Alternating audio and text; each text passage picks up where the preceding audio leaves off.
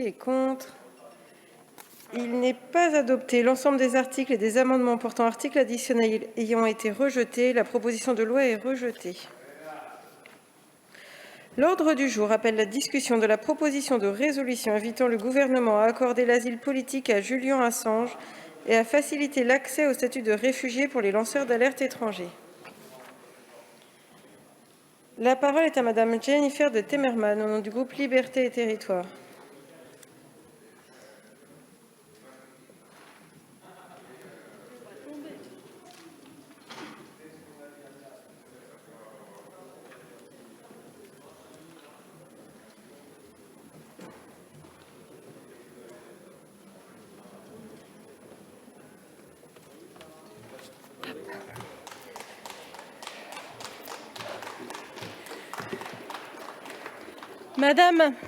Madame la Présidente, Monsieur le Ministre, chers collègues, depuis 10 ans, Julian Assange subit un acharnement politico-judiciaire. Pour quel crime? Celui d'avoir effectué son travail de journaliste et d'avoir porté haut la liberté d'expression et d'informer. Pour avoir fait œuvre de vérité. Emprisonné, isolé, traité comme on ne devrait jamais traiter un individu dans un pays signataire de la Convention européenne des droits de l'homme.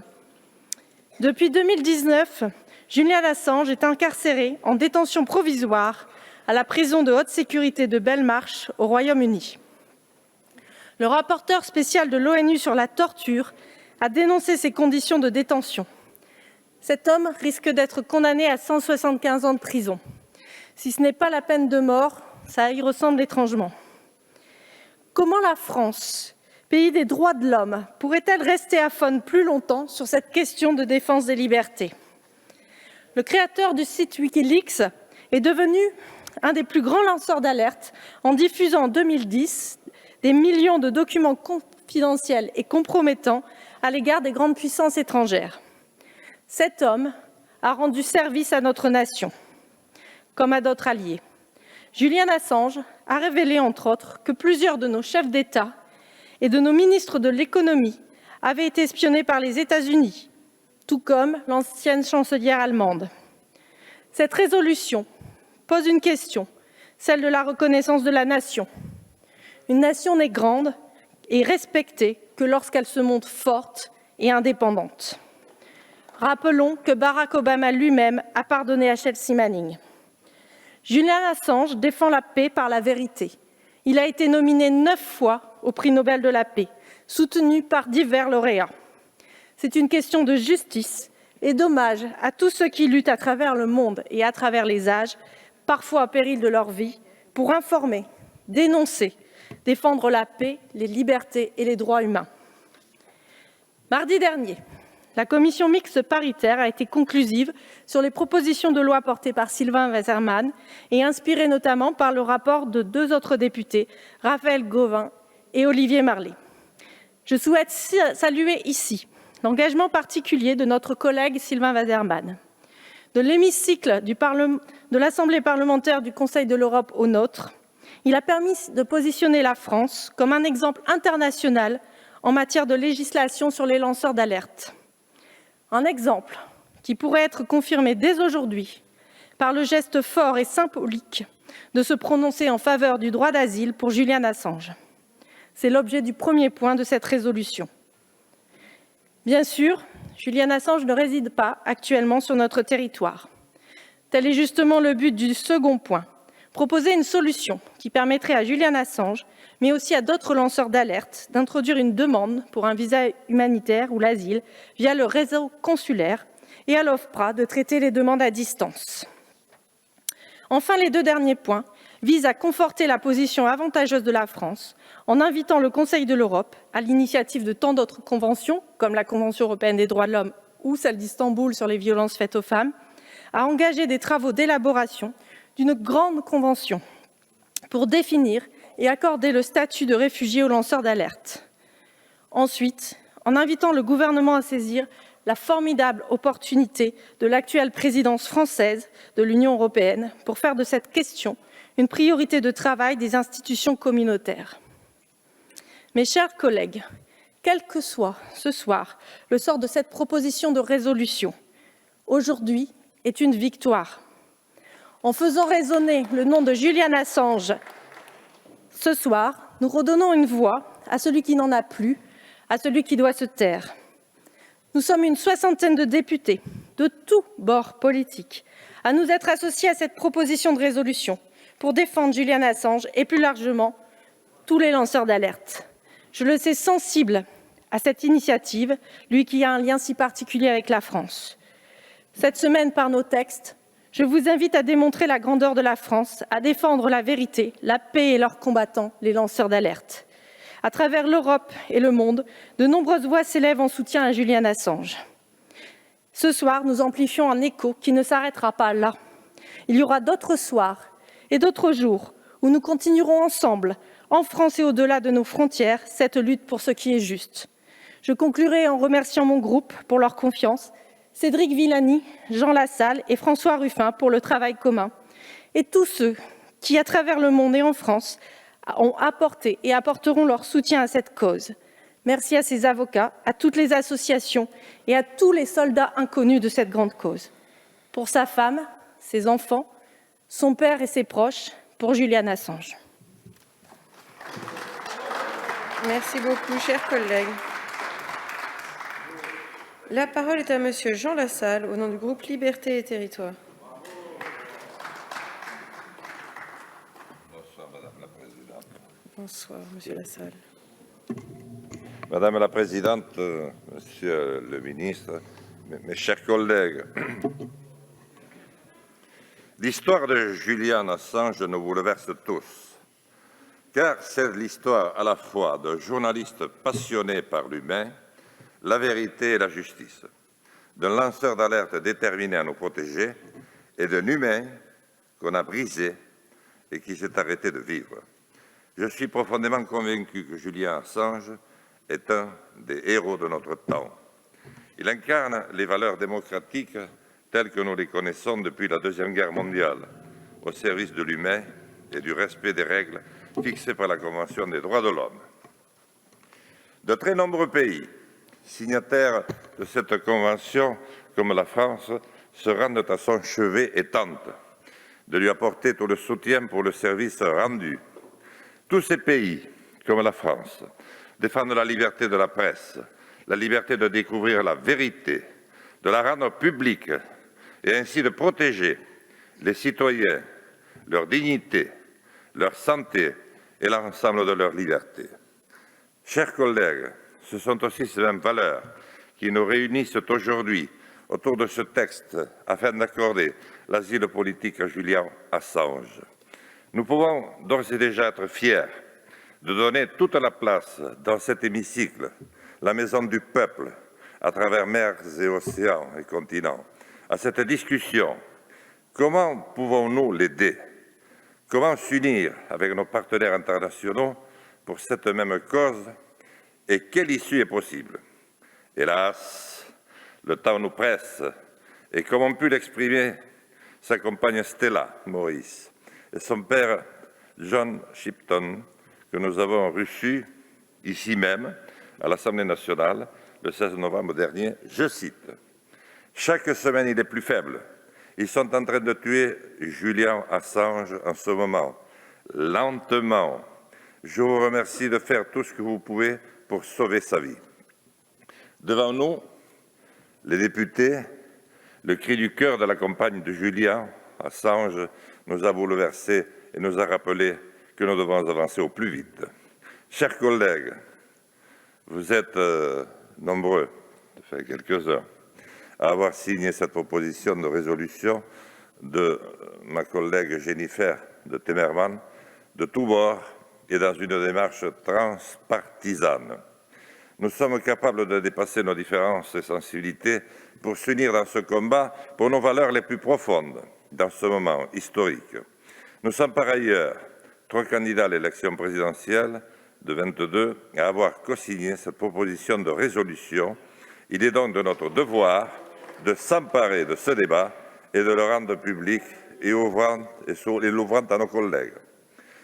Nous pouvons trouver un consensus afin d'apporter un cadre légal au soutien à Julian Assange. Nous souhaitons le voir libre, demain, pour qu'il puisse poursuivre son engagement pour les libertés. Ce soir, nous sommes là pour rappeler et pour voter en sa faveur dans le long combat qui attend et qui l'attend.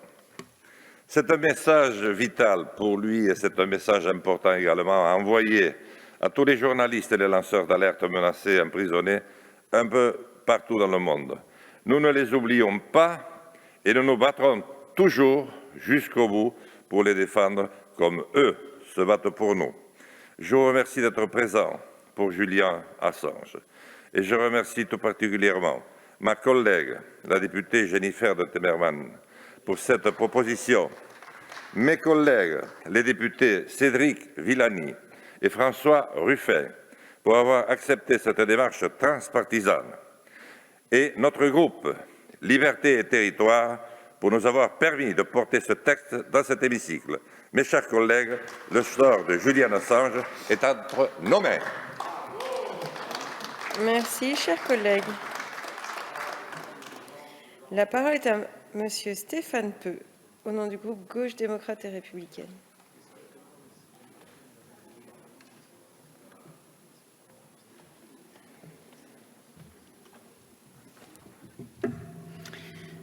Merci Madame la Présidente, Monsieur le Ministre, mes chers collègues.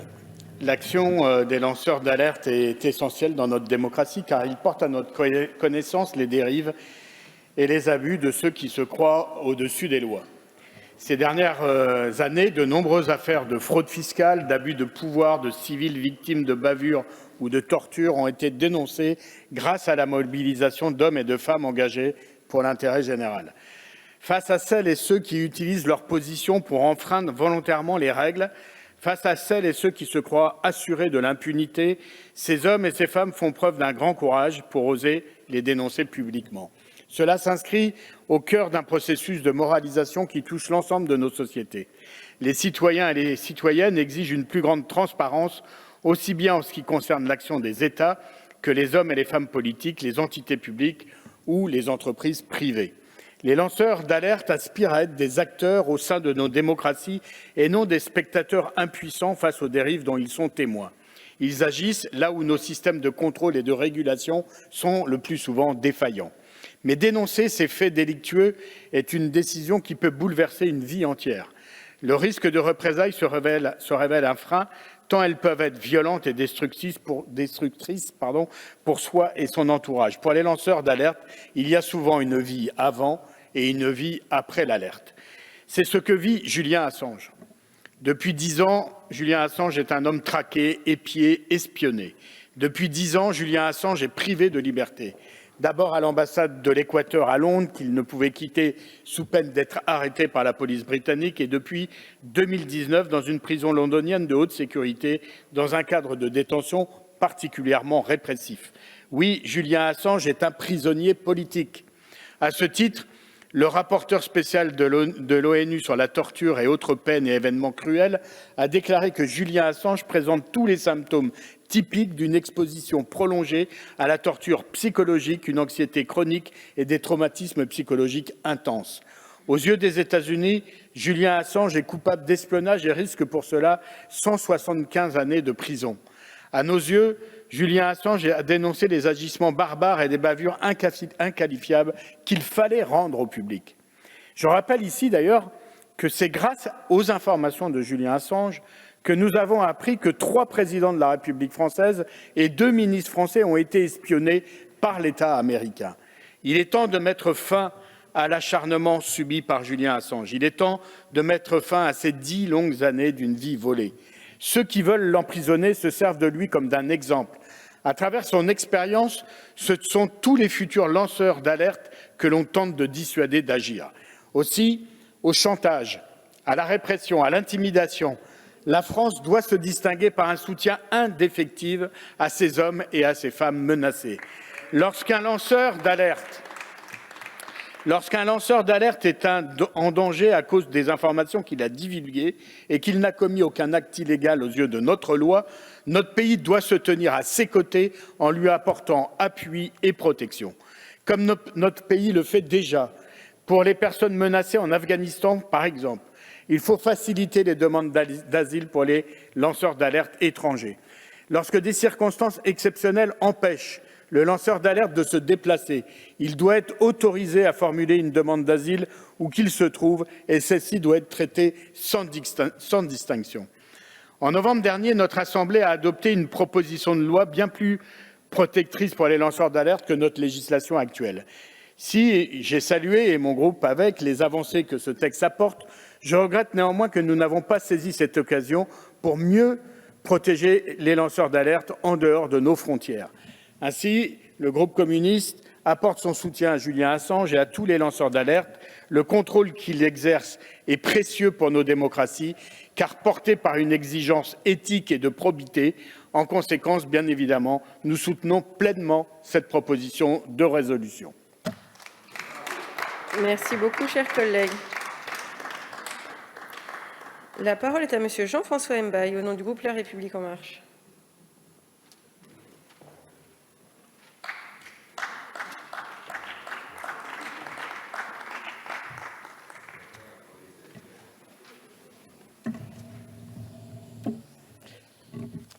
Madame la Présidente, Monsieur le Ministre, Madame la Rapporteure, chers collègues, la proposition de résolution du groupe Liberté et Territoires soulève opportunément la question de la protection des lanceurs d'alerte et plus singulièrement la situation de la figure emblématique de Julian Assange. Aujourd'hui incarcéré en Grande-Bretagne, après avoir été confronté à l'exil et à des traitements inhumains, sa liberté demeure compromise et son avenir incertain. Aucun défenseur des droits de l'homme ne saurait supporter une situation si disproportionnée. Le rapporteur spécial des Nations Unies nous le rappelle d'ailleurs dans son rapport. L'ensemble des groupes politiques qui sont présents dans cet hémicycle a prouvé encore récemment par ses travaux qu'aucun n'était insensible au sort des lanceurs d'alerte. Si notre Assemblée ne saurait rester indifférente, il convient néanmoins qu'elle s'exprime afin de faire évoluer de manière tangible la situation de Julian Assange et de tous les autres lanceurs d'alerte. Or, la présente proposition de résolution comporte un certain nombre de points litigieux qu'il est difficile d'ignorer eu égard aux enjeux qu'elle entend défendre. Le premier de ces points tient à ce qu'elle présente la décision d'accorder le statut de réfugié comme relevant de la seule volonté politique de l'exécutif. Or, le droit d'asile répond à un cadre juridique qui suppose la réunion de conditions et le respect de procédures objectivement établies. Aussi, ce n'est pas le gouvernement français qui accorde le statut de réfugié, mais bien l'Office français de protection des réfugiés apatrides, dont les décisions sont prises à la lumière de la jurisprudence de la Cour nationale du droit d'asile. Rappelons par ailleurs qu'en vertu de la lettre de l'article L. 121-7 du CESEDA, l'Office statue en toute indépendance et de manière impartiale. Il en ressort que l'obtention du statut de réfugié repose sur des règles assurant la sécurité juridique et l'égalité de traitement des demandes, ce qui, vous en conviendrez, peut difficilement être déploré par le législateur. Dès lors, et quelle que soit l'appréciation que chacun est libre de porter sur les actions de Julian Assange, l'asile ne saurait en aucun cas être considéré comme une contrepartie à un service rendu, qu'il soit avéré ou supposé, sauf à vouloir déstabiliser tout un pan de notre droit et avec lui notre politique d'asile. Une fois que je dis ça, est-ce que toute réforme n'est pas envisageable, voire souhaitable? Sans doute pas. Néanmoins, une telle entreprise nécessiterait un minutieux travail de fond permettant d'apprécier les conséquences qui ne manqueraient pas d'impacter directement les demandeurs. Au surplus, vous avez vous-même, Madame la rapporteure, concédé dans un article de presse publié mercredi dernier que l'adoption de votre proposition de résolution ne permettrait pas à Julian Assange de recouvrer la liberté. L'intention est noble et il nous faut adopter une position qui nous permette de faire avancer concrètement la situation. Par ailleurs, cette proposition de résolution contient 2 citations de membres de l'exécutif, l'une du président de la République et l'autre celle de l'actuel garde des Sceaux. Toutes 2 ont été sorties de leur contexte et desservent la pertinence du propos. Celle du chef de l'État est tiré d'un entretien donné au vidéaste Hugo Traverse en 2019 et concernait une situation sans rapport avec celle de Julian Assange, en parlant de, je cite, « liberté des individus ». Le président parlait en effet d'un membre des forces spéciales dont le nom avait été divulgué dans la presse et qui avait agi en justice en son nom propre contre une journaliste. Celle d'Éric Dupond-Moretti, qui n'était pas encore garde des Sceaux, mais qui était effectivement l'avocat de Julian Assange. Vous l'aurez compris, telle qu'elle est rédigée, nous ne pouvons pas souscrire à cette proposition de résolution. En revanche, et dans le prolongement de la proposition de loi de notre collègue Sylvain Waserman, dont nous examinerons la semaine prochaine le texte tel qu'issu de la commission mixte paritaire conclusive, nous sommes convaincus de la nécessité de poursuivre le travail entrepris en faveur de la protection des lanceurs d'alerte. Nous en sommes intimement convaincus. Ainsi que le suggère cette résolution, c'est vers l'Union européenne et le Conseil de l'Europe qu'il nous faut nous tourner afin d'élaborer avec eux, avec nos partenaires, un régime à même de répondre aux insuffisances systémiques préjudiciables à tous les lanceurs d'alerte sans exception. À l'aune de ce point de convergence, nous sommes donc, Madame la rapporteure, déterminés et prêts à entreprendre à vos côtés toutes les démarches nécessaires pour ce faire et pour œuvrer effectivement au renforcement des mesures de protection de l'ensemble des lanceurs d'alerte. Et c'est pour l'ensemble de ces raisons et convaincu de la pertinence qu'il y a à avancer collectivement sur ces questions que le groupe La République En Marche invite la rapporteure à retirer sa proposition de résolution.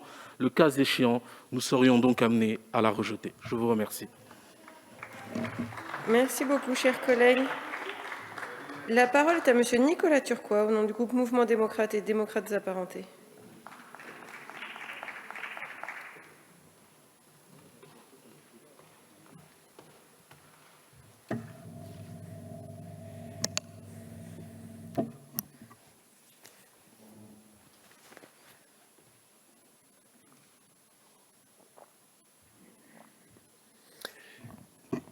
Merci, Madame la Présidente. Monsieur le Ministre, Madame de Temmerman, mes chers collègues, les lanceurs d'alerte sont aujourd'hui des garants importants de nos libertés et de notre démocratie. Au service de la vérité, leur engagement nous permet de lutter efficacement contre des crimes tels que la corruption, l'évasion fiscale, la surveillance de masse ou encore l'espionnage industriel. Pourtant, ces personnes se retrouvent bien souvent face à un dilemme. Porter la vérité au grand jour ou sacrifier une carrière, un quotidien ou une vie de famille.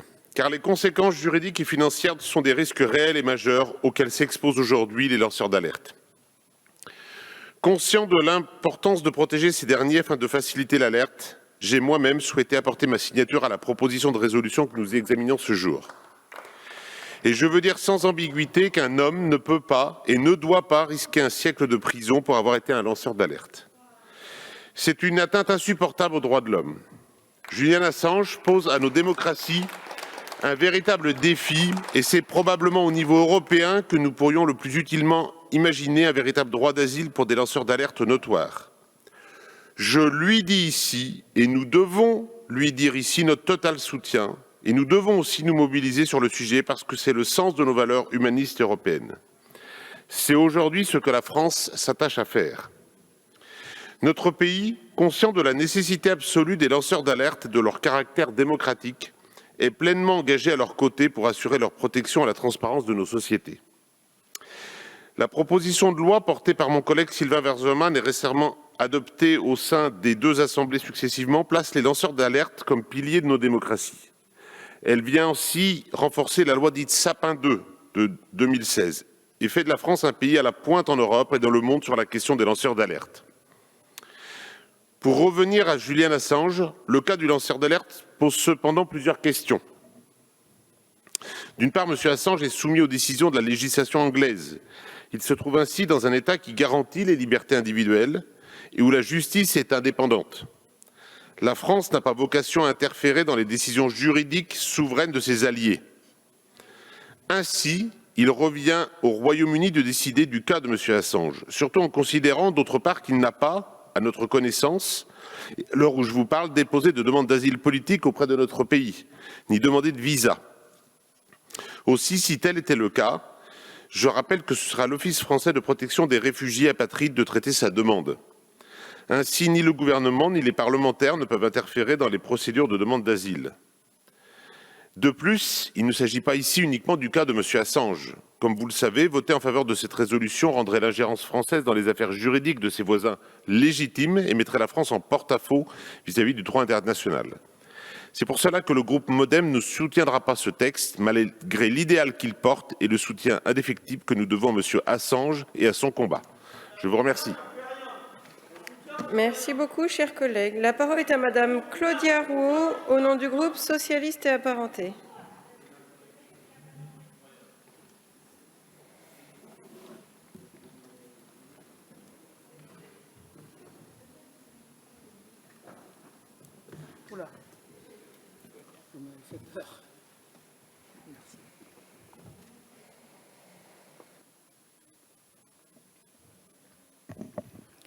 Madame la Présidente, Monsieur le Ministre, chers collègues, je tiens à remercier le groupe Liberté et Territoires d'avoir inscrit cette proposition de résolution à l'ordre du jour de leur niche parlementaire pour nous permettre de débattre et d'avancer, je l'espère, sur ce sujet éminemment politique. Il s'agit de protéger Julian Assange, fondateur de Wikileaks, ayant révélé l'espionnage de l'Élysée par nos alliés américains, mais aussi de tous les lanceurs d'alerte poursuivis à ce titre. Il s'agit de défendre les libertés et la démocratie. Il s'agit de renouer avec une tradition chère à la France, celle d'être le pays des droits de l'homme.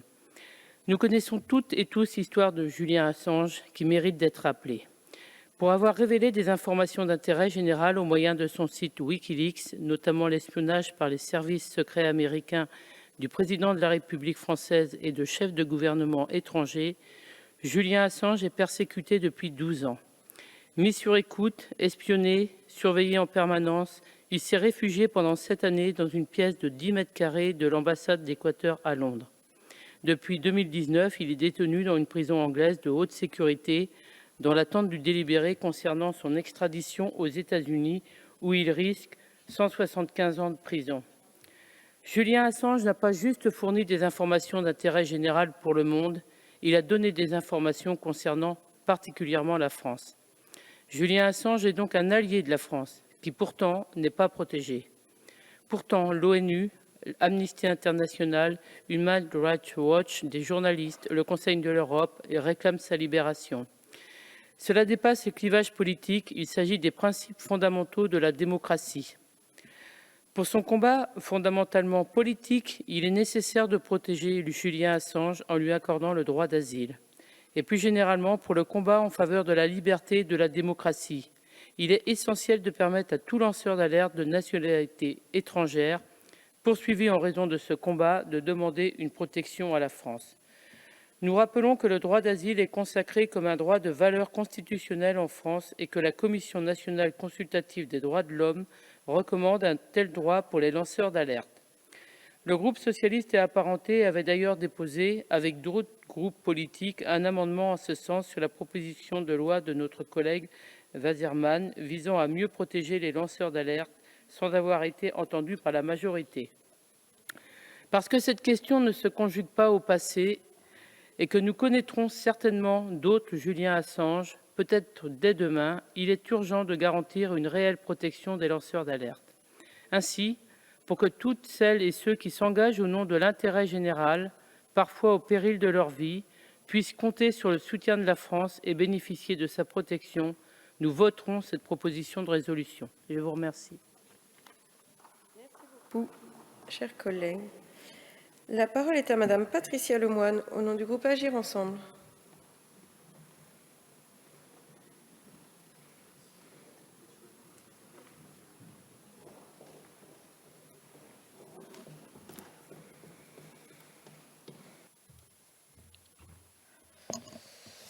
Merci Madame la Présidente, Monsieur le Ministre, chers collègues. Nous sommes réunis aujourd'hui pour débattre, il faut en convenir, d'un sujet sensible. En effet, personne ne peut rester insensible à la situation de Julian Assange, qui, rappelons-le, encourt une peine d'emprisonnement de près de 175 ans pour avoir commis le crime d'être lanceur d'alerte. Inacceptable, bien sûr, sur le principe et contraire à nos valeurs humanistes et européennes. Je tiens donc à indiquer que je m'exprimerai ici, ce soir, au nom d'une large majorité des députés du groupe Agir ensemble, qui ne peuvent soutenir ce texte, mais uniquement pour des raisons fondées en droit interne et international. Concernant tout d'abord la première invitation, accorder l'asile politique à Julian Assange, et selon l'OFPRA, la protection qu'accorde un État d'accueil à un étranger qui ne peut, contre la persécution, bénéficier de celle des autorités de son pays d'origine. Or, Julian Assange est détenu en Grande-Bretagne et le risque qu'il encourt actuellement est l'extradition vers les États-Unis. Les systèmes britanniques et européens de procès équitable garantis par l'article 6 de la CEDH, d'une part, et le Due Process of Law américain, garanti par le Bill of Rights, sont certes différents, mais assurent objectivement une procédure judiciaire digne de grands pays démocratiques. Donner le statut de réfugié politique à Julian Assange reviendrait à ne pas reconnaître l'impartialité de ces deux systèmes judiciaires. S'agissant de la seconde invitation, faciliter l'accès au statut de réfugié pour les lanceurs d'alerte étrangers et leur accorder l'asile politique. L'OFPRA n'est en effet aujourd'hui compétent que pour traiter les demandes d'asile déposées sur le territoire français. Il ne peut pas être saisi par une personne se trouvant à l'étranger. Toutefois, un ressortissant étranger peut d'ores et déjà solliciter un visa au titre de l'asile auprès des autorités françaises sur son lieu de résidence.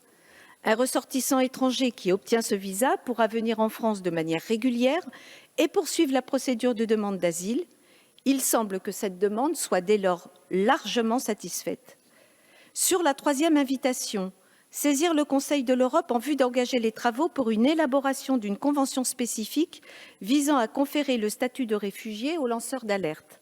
En août 2019 déjà, la Commission des questions juridiques et des droits de l'homme de l'Assemblée parlementaire du Conseil de l'Europe, par la voix du rapporteur Sylvain Waserman, a invité le comité des ministres à lancer le processus de négociation d'une convention du Conseil de l'Europe sur la protection des lanceurs d'alerte.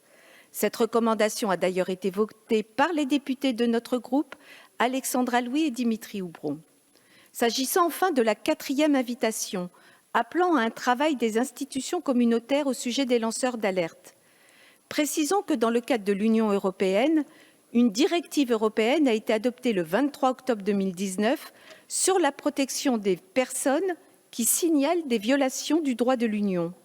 Une directive européenne a un effet direct dans le droit des pays de l'Union européenne. En France, une proposition de loi organique ainsi qu'une proposition de loi ordinaire ont été adoptées par notre Parlement. La CMP a été conclusive mardi dernier. Ce texte, une fois promulgué, fera de la France un pays à la pointe en Europe et dans le monde sur la question des lanceurs d'alerte, selon les propres mots du rapporteur Sylvain Waserman, affirmation à laquelle je souscris.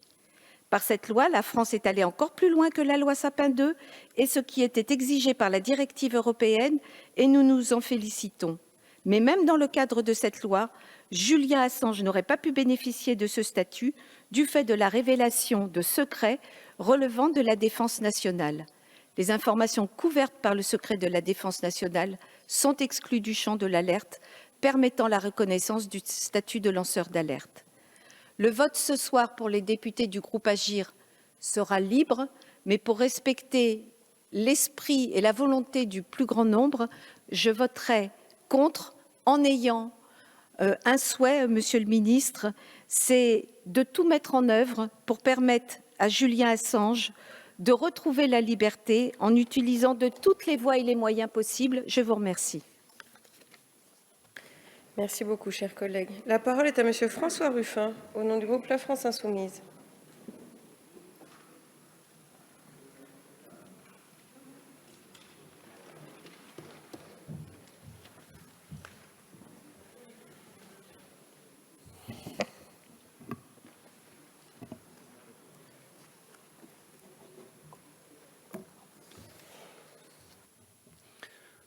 Quand la France se grandit, quand sommes-nous fiers de notre pays? La France se grandit, à mon avis, quand elle fait résonner son nom face à l'ordre mondial, face à un ordre injuste. Nous sommes fiers d'elle, fiers de nous, quand elle fait entendre sa voix, sa voix d'indépendance et de résistance, même face aux superpuissances. Nous sommes fiers, c'est notre source, c'est notre fondation. Nous sommes fiers de la France de 1789, qui affronta toutes les monarchies, toutes les tyrannies rassemblées. Nous sommes fiers du non posé par le général de Gaulle un certain 18 juin face à une Europe nazie. Nous sommes fiers du non de Dominique de Villepin, du non de Jacques Chirac à la guerre en Irak. Nous sommes fiers encore du non lancé par le peuple français un 29 mai, non à la concurrence libre et non faussée. Voilà ma France. Quand, en revanche, avons-nous honte? Nous avons honte quand la France se courbe, quand la France s'aplatit, quand la France se rétrécit, quand on la fait cocu et qu'elle dit merci. Nous avons honte précisément il y a 10 ans. Qu'apprend-on alors? Qu'apprend-on grâce à Edward Snowden et à Julian Assange? Que la NSA, la National Security Agency, les grandes oreilles américaines ont écouté, espionné durant des années 3 présidents français, Jacques Chirac, Nicolas Sarkozy et François Hollande. Plus des ministres de l'économie, plus une surveillance massive, 70 millions d'enregistrements téléphoniques. Comment Paris réagit alors? En ne réagissant pas. Il faut qu'on garde la mesure de tout cela, déclare Stéphane Le Foll, alors porte-parole du gouvernement. On n'est pas là pour déclencher des ruptures diplomatiques, il y a trop de liens. Avant de s'envoler vers Washington pour y discuter du grand marché transatlantique. Et François Hollande se montrait presque content. Le président Obama, dans le coup de téléphone que j'ai eu avec lui, m'a confirmé que la présidence de la République ne faisait plus l'objet de ciblage. Le Monde conclut alors: l'avenir dira peut-être un jour pourquoi Paris est resté si discret. L'avenir a juste confirmé notre lâcheté. Car quoi? La France est surveillée par un allié jusqu'à l'Élysée, mais nous ne prenons aucune mesure de rétorsion. Nous n'avons aucun sursaut d'orgueil, de fierté. Nous ne faisons rien pour imposer le respect. Cette France, oui, cette France qui se laisse piétiner, elle me fait honte. Et pire encore, quel secours, quelle protection apporte notre pays quand Edward Snowden et Julian Assange sont poursuivis, pourchassés, traqués par nos amis américains? Aucun secours, aucune protection, jusqu'à la comédie. Le 3 juillet 2013, un jour de la honte, la France a refusé qu'Evo Morales, le président bolivien, survole notre territoire. Pourquoi? Car cet avion était soupçonné de transporter Edward Snowden. Mesure-t-on notre lâcheté? Et pour Julian Assange, enfermé depuis 10 ans, quelles mains avons-nous tendues? Aucune, rien, pas un geste pour l'homme qui a révélé notre espionnage général. Car on doit accueillir Julian Assange pour les droits de l'homme, pour les droits d'un homme, jamais jugé, jamais condamné et pourtant prisonnier. Le rapporteur spécial de l'ONU sur la torture, Nils Melzer, écrit, je le cite, « Julian Assange doit à présent être libéré immédiatement, réhabilité et indemnisé pour les abus et l'arbitraire auxquels il a été exposé. » On doit accueillir Julian Assange pour les droits de la presse et comme reporter, j'y suis attaché. Quel est le seul crime que Julian Assange ait commis? C'est d'avoir divulgué des vérités, notamment sur les guerres américaines en Irak, en Afghanistan. C'est comme journaliste qu'il a suscité la colère de Washington. C'est comme lanceur d'alerte qu'il risque une extradition avec à la clé 175 années de prison. Mais pour accueillir Julian Assange, un autre motif ici, dans l'Assemblée nationale, devrait nous tenir à cœur, à nous Français. Il est patriotique. Nous devons l'accueillir pour nous, ne serait-ce que par orgueil, pour service rendu à la nation. Nous devons l'accueillir pour la France, pour notre pays, pour choisir le chemin de la liberté plutôt que de la honte, pour choisir la liberté plutôt que la servilité. Comme l'énonçait André Malraux, le mot non, fermement opposé à la force, possède une puissance mystérieuse qui vient du fond des siècles. Toutes les plus hautes figures spirituelles de l'humanité ont dit non à César, l'esclave dit toujours oui. Et vous allez encore dire oui. Vous allez encore vous cacher derrière des grands principes, derrière des motifs techniques, derrière des prétextes juridiques, derrière des belles phrases, comme quoi vous apportez tout votre soutien, mais vous allez vous en laver les mains. Vous allez jouer les Ponce Pilate. Vous n'allez adresser aucun signe de désaccord, de refus au Royaume-Uni et aux États-Unis. Vous allez choisir la voie de la honte, le chemin de la servilité. La parole est à monsieur Cédric Villani.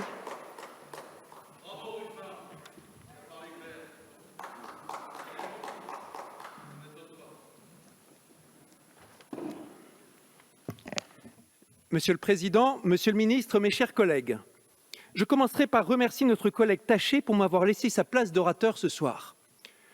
Avez-vous quelque chose à dire C'était la question posée le 1er mai 2015 sur un écriteau posé aux côtés de 3 statues grandeur nature érigées sur l'Alexanderplatz de Berlin. Les statues de Julian Assange, Bradley Chelsea Manning, Edward Snowden. 3 personnes qui ont révolutionné le journalisme et incarnent aujourd'hui plus peut-être que quiconque les lanceurs d'alerte. Les révélations divulguées par Manning et publiées par Wikileaks concernaient des crimes de guerre en Afghanistan et en Irak. Celle de Snowden, qui a bénéficié du soutien actif de Assange, portait sur des opérations d'espionnage numérique d'une ampleur jamais vue dans l'histoire de l'humanité. Elles ont fait voler en éclats la statue des États-Unis protecteur des libertés individuelles. Elles ont fait entrer le journalisme et le monde dans une nouvelle ère. Sans ces révélations, nous n'aurions toujours pas de règlement général de protection des données en Europe. Comme tant d'autres lanceurs d'alerte aux États-Unis, ils ont payé au prix lourd, encore plus lourd que les autres et bien plus lourd que les criminels de guerre qu'ils ont dénoncés. Manning, après 9 mois de cachot, condamné à 35 ans de prison, finalement gracié in extremis par le président Obama. Snowden, exilé à vie. Et Assange, pour sa part, a déjà subi 10 ans de réclusion dans l'ambassade d'Équateur, puis dans une prison haute sécurité à Londres. Pour quel maigre chef d'accusation officiel avoir brisé sa période de liberté sous caution dans le cadre d'une pseudo-enquête sur une accusation de mœurs qui est de toute façon abandonnée depuis longtemps. Personne n'est dupe. Le seul crime d'Assange est d'avoir été trop bon éditeur, d'avoir si bien fait son travail qu'il a obtenu le titre de personnalité de l'année 2010 de Time Magazine. Et pour cela, il serait passible de 175 ans de prison. Manning, Snowden, Assange. Quand ils se sont décidés à passer à l'acte, ils savaient tous qu'ils pouvaient recevoir une balle perdue. Des personnalités publiques américaines ne se sont pas privées d'appeler au meurtre d'Assange, un scénario qui a été étudié puis abandonné par la CIA. S'ils n'avaient pas eu autant de force de caractère, ils auraient pu aussi finir comme Aaron Swartz, activiste de la liberté de l'Internet, persécuté jusqu'au suicide avant ses 27 ans. Mais sous la menace, emprisonnés, isolés, ils sont restés solidaires envers et contre tout. Un épisode héroïque dans un feuilleton dramatique d'une immense confusion, parsemé de mensonges d'État, de dénigrements, d'attaques insidieuses et d'une procédure judiciaire d'une complexité vertigineuse. Mais ce serait un piège ce soir d'explorer la technique du dossier.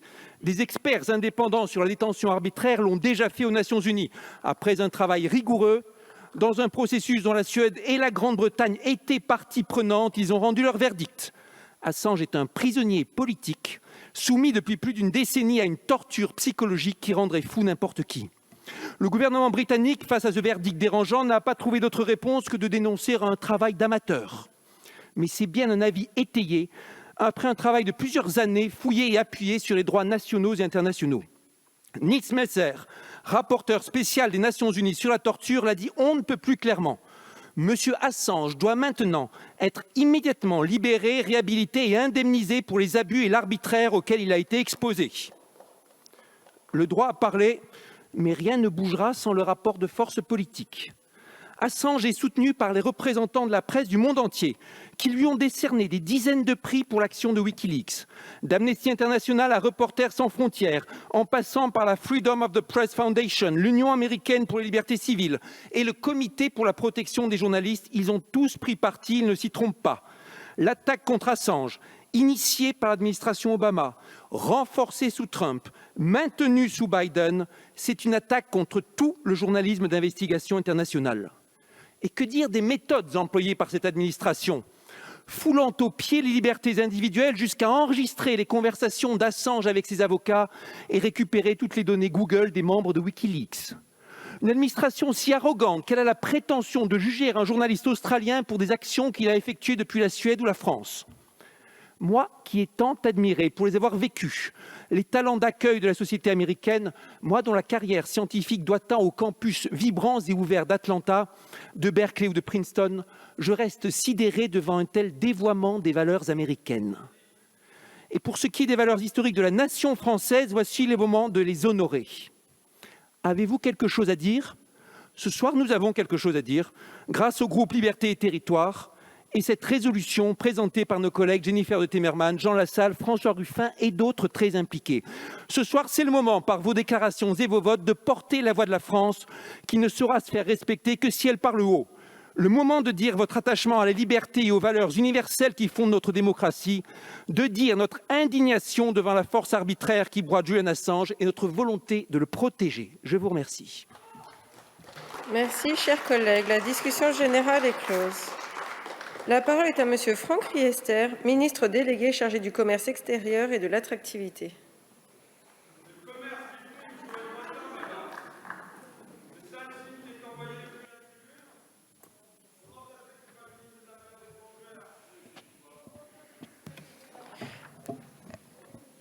Madame la Présidente, Mesdames et Messieurs les députés, laissez-moi d'abord rappeler les faits. Monsieur Julian Assange, qui est un ressortissant australien, s'est réfugié pendant 7 ans dans l'ambassade d'Équateur à Londres jusqu'en avril 2019, date à laquelle il a été remis aux autorités britanniques. Les États-Unis ont alors lancé une procédure d'extradition en mai 2019, dont l'examen par les autorités britanniques a commencé en février 2020. La justice britannique s'est prononcée en première instance le 4 janvier 2021 contre la demande d'extradition formulée par les États-Unis, en prenant en considération les risques que celle-ci ferait peser sur la santé mentale de M. Assange. Cette décision a fait l'objet d'un appel par l'autorité de poursuite britannique pour le compte des États-Unis. Dans une décision du 10 décembre 2021, la Haute Cour de justice britannique a considéré que les garanties données par les autorités américaines en matière de conditions de détention étaient insuffisantes pour autoriser l'extradition de M. Assange vers les États-Unis. Le 24 janvier 2022, la Haute Cour de justice britannique a autorisé M. Assange à faire appel de cette décision devant la Cour suprême du Royaume-Uni. Vous le voyez, cette situation juridique concerne au premier chef les autorités judiciaires du Royaume-Uni. Nous considérons que le Royaume-Uni est un État de droit et nous faisons confiance à sa justice. Il est mentionné dans la proposition de résolution qui vous est soumise une éventuelle demande d'asile politique en France de la part de M. Assange. Permettez-moi de vous rappeler d'abord le cadre juridique qui précise les conditions d'une telle demande. En application du Code de l'entrée et du séjour des étrangers et du droit d'asile, il appartient exclusivement à l'Office français de protection des réfugiés et apatrides, l'OFPRA, sous le contrôle juridictionnel de la Cour nationale du droit d'asile, de se prononcer sur l'éligibilité à la protection internationale et de reconnaître la qualité de réfugié à une personne qui invoque des craintes de persécution. La compétence de l'OFPRA pour connaître des demandes d'asile n'existe, selon la loi, que pour autant que la demande ait été préalablement enregistrée par l'autorité administrative compétente. Or, l'OFPRA n'est compétent que pour traiter les demandes d'asile déposées sur le territoire français et ne peut pas être directement saisi par une personne se trouvant à l'étranger. Un ressortissant étranger se trouvant en dehors du territoire national, comme c'est le cas en espèces, peut néanmoins solliciter un visa aux fins de demander l'asile en France auprès des autorités consulaires françaises, dont la délivrance relève in fine de la compétence du ministère de l'Intérieur. En 2015, M. Assange a exprimé son intention par voie de presse de demander l'asile en France, mais n'a pas déposé de demande formelle en ce sens. À ce jour, le gouvernement français n'a pas connaissance d'une demande d'asile formelle qui aurait été déposée par M. Assange, ni, puisqu'il réside à l'étranger, de demande de visa aux fins de demander l'asile. Comme vous le voyez, cette question n'est donc pas nouvelle. Et la France, déjà interrogée dans le cas où une demande d'asile lui serait effectivement formulée, avait alors jugé qu'il n'y avait pas lieu d'apporter une réponse favorable à une demande d'asile politique qui serait faite aux autorités françaises. Pourquoi ? Parce que des éléments liés à la situation juridique et du fait de l'intéressé. Il n'apparaît pas aujourd'hui que les éléments d'analyse sur ce dossier et sur la situation de M. Assange aient évolué depuis. La situation de droit et de fait de M. Assange ne remettent en cause en aucune façon notre engagement constant en faveur de la liberté d'expression et de la protection des lanceurs d'alerte.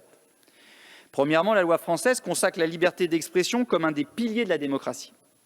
La liberté d'expression n'est pas absolue. Le corpus juridique encadrant cette liberté s'est d'ailleurs progressivement étoffé depuis la loi du 29 juillet 1881 par l'adjonction de règles liées au respect de la personne, à la protection des mineurs, à la répression de l'injure, à la diffamation ou à l'atteinte de la vie privée. Conformément à notre tradition libérale et aux prescriptions de la loi de 1881, les abus de la liberté d'expression ne peuvent être sanctionnés que par le juge judiciaire, gardien des libertés, sans intervention du pouvoir exécutif. Deuxièmement, vous mentionnez le statut juridique du lanceur d'alerte. Sur ce point, la France compte parmi les 10 premiers États membres de l'Union européenne à s'être doté d'un texte protégeant les lanceurs d'alerte par la loi dite Sapin II du 9 décembre 2016. Ce statut est entouré de conditions protectrices pour les différentes parties prenantes. La proposition de résolution mentionne en outre la dimension européenne de notre action concernant les lanceurs d'alerte. Au sein des institutions européennes, la France a joué un rôle moteur afin de faire aboutir les négociations de la directive sur la protection des personnes qui signalent les violations du droit de l'Union européenne adoptée le 7 octobre 2019.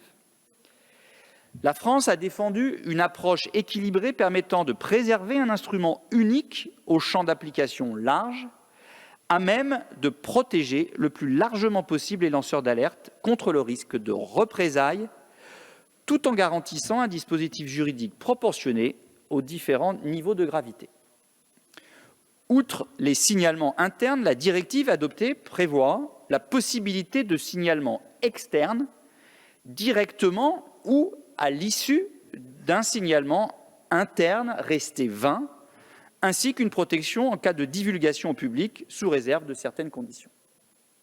Comme vous le savez, mesdames et messieurs les députés, une proposition de loi a été déposée par le député Sylvain Waserman, que je remercie, le 21 juillet 2021. Elle vise à transposer cette directive du 23 octobre 2019. En réalité, cette proposition de loi va même plus loin que les dispositions européennes. Elle corrige un certain nombre de limites de la loi Sympa II, notamment le nouveau cadre législatif renforce l'accessibilité aux dispositifs d'alerte.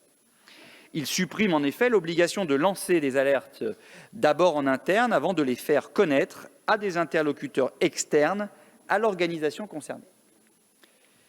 Elle étend aussi la protection, au-delà des lanceurs d'alerte eux-mêmes, à celles et ceux qui facilitent l'alerte, qui pourront être des personnes morales à but non lucratif.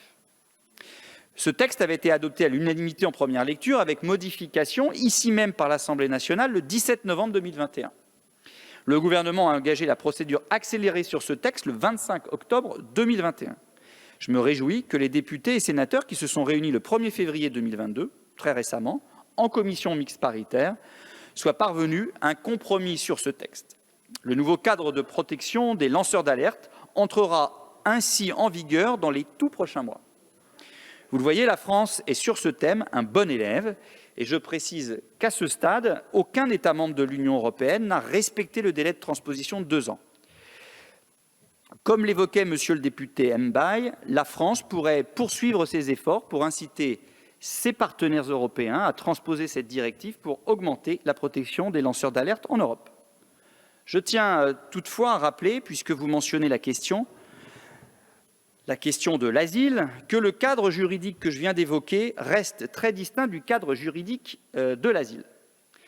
Des lanceurs d'alerte peuvent certes, s'ils entrent dans des conditions applicables, bénéficier de la protection des demandeurs d'asile ou de la protection subsidiaire, mais ce sont 2 sujets et 2 statuts différents. Il est enfin fait référence aux travaux du Conseil de l'Europe concernant les lanceurs d'alerte.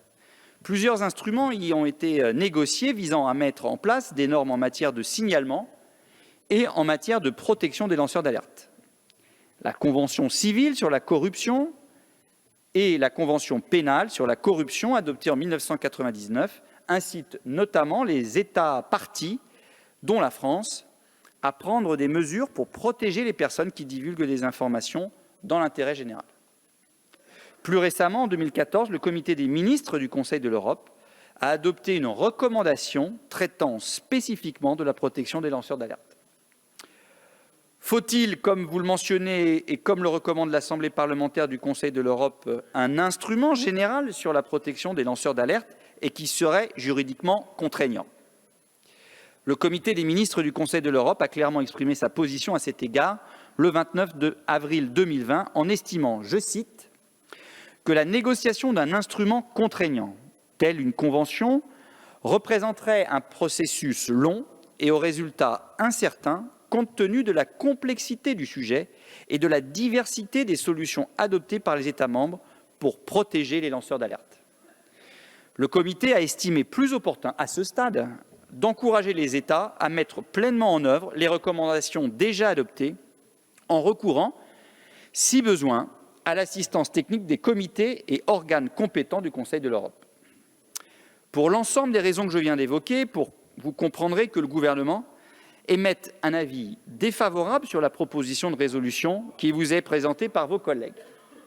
Mais comme vous aurez pu le constater, et soyez-en assurés, mesdames et messieurs les députés, le gouvernement est pleinement conscient de l'importance du sujet de la protection des lanceurs d'alerte au plan national et international. La France continuera à être exemplaire à cet égard, dans le cadre d'une approche équilibrée, protégeant toutes les parties concernées. Je vous remercie.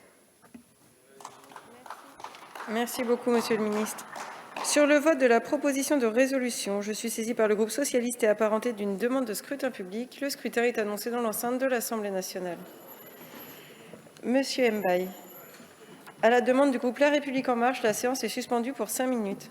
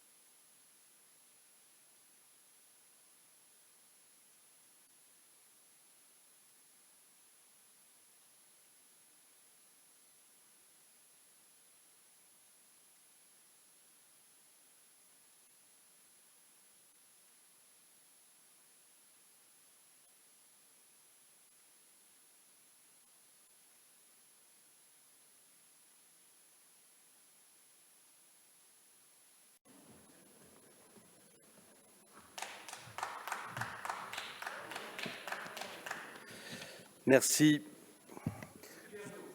Je me permets de monter à la tribune parce que finalement, c'est peut-être tout ce qui reste. Soyez élégants, chers collègues.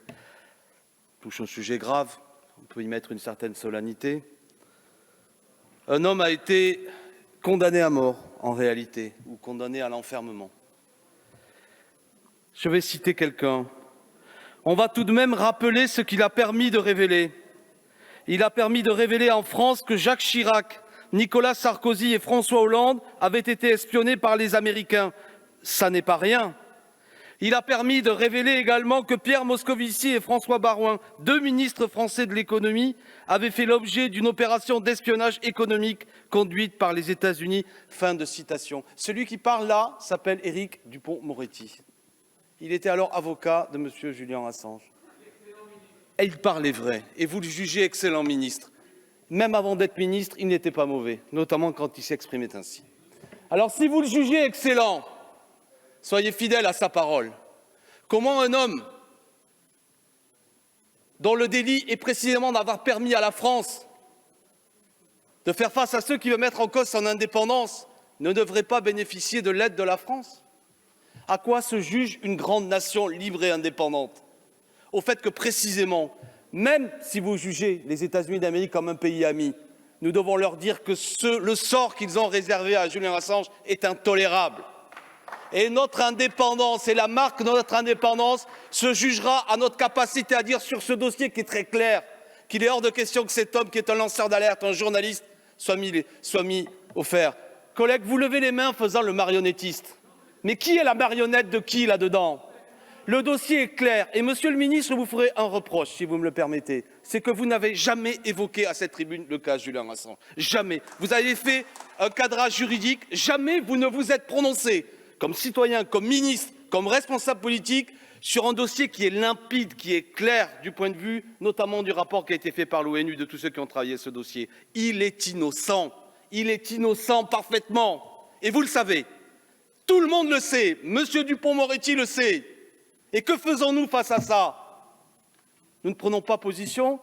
S'il s'agit de notre honneur comme nation, franchement, par les prises de parole qui sont ici, qui ne soutiennent pas Julian Assange, c'est une marque de servitude, d'avilissement face aux États-Unis d'Amérique. Ça n'est pas sérieux. Derrière le cas Julian Assange, c'est précisément le message clair que nous enverrions, même vis-à-vis d'une puissance amie, que nous n'acceptons pas le sort qui est fait à cet homme. C'est la raison pour laquelle la résolution qui nous était proposée parle vrai, parle juste. Il est tard. Envoyons un signal de lumière dans la nuit que traverse cet homme. Peut-être que cela ne permettra pas de l'arracher des griffes de ceux qui l'ont actuellement enfermé, mais qu'une grande nation comme la France, attachée à la liberté, envoie ce signal. Quel réconfort pour lui et pour tous ceux qui, comme lui, sont des lanceurs d'alerte. Chers collègues, faisons preuve de courage, soyons français, tout simplement fidèles à notre histoire. Votons cette résolution. Merci beaucoup, chers collègues. S'il n'y a pas d'autres explications de vote, Madame de Temerman, je vous en prie, au nom du groupe Liberté et Territoires.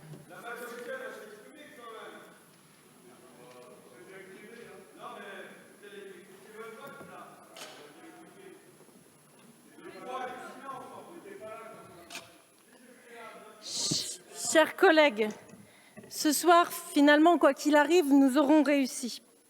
Julian Assange aura reçu le soutien de ceux qui, en France, accordent un prix à la vérité, à la liberté et aux droits humains. Nous ne sommes pas naïfs, nous savons aussi que sa situation n'aurait pas été réglée ce soir. Nous ne l'avons jamais prétendu. Nous avons entendu vos arguments. Mes chers collègues, il s'agit d'une proposition de résolution. Avant tout, un geste symbolique qui dit de nous ce que nous sommes et ce que nous défendons. Comme tant d'autres gestes symboliques dans cet hémicycle, un geste contre une situation que vous-même jugez indigne. Certes, j'entends que l'OFPRA est seule habilitée à traiter la demande que Julian Assange pourrait déposer. Mais il y a des cas où l'exécutif a su intervenir pour obtenir la nationalité française pour des héros du quotidien ou des situations plus graves Je parlerai par exemple de Lassana Bathily, lors de la prise d'otage de l'hypercachère. Je pourrais déployer tous vos arguments et puis les démonter un par un, mais finalement, ce qui compte ce soir, ce n'est pas de demander, d'accorder l'asile à Julian Assange, mais c'est d'assurer un homme épuisé, diminué moralement et physiquement, jusqu'au point, nous disaient ses proches, de ne plus y voir, faute de lumière du jour. Un homme qui n'a jamais mérité cela, mais qui a mérité notre respect et notre reconnaissance. Les convictions demandent des actes. Je vous en prie, ce soir, nous pouvons voter pour lui déclarer simplement notre soutien et puis ensemble, après, travailler effectivement aux meilleures solutions. Mais nous enverrons au moins un message clair et fort. Monsieur le ministre, nous aurions aimé vous entendre soutenir Julian Assange. Nous aurions aimé vous entendre soutenir l'idée d'une grande convention qui a été défendue, et je les en remercie, sur vos rangs par ceux qui ont pris la parole. Mais nous n'avons pas entendu cela. Alors, en responsabilité, nous prenons la décision de soutenir jusqu'au bout Julian Assange et de lui assurer que nous sommes avec lui.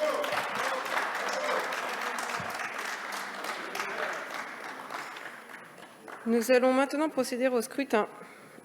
Je vais donc mettre aux voix la proposition de résolution et vous prie de regagner vos places.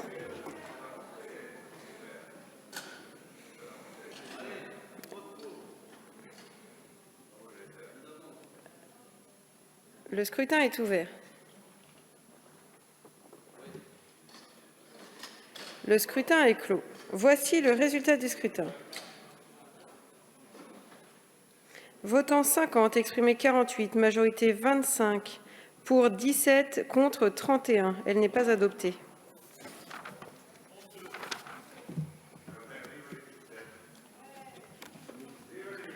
L'ordre du jour appelle la discussion de la proposition de loi constitutionnelle relative à la reconnaissance du vote blanc pour l'élection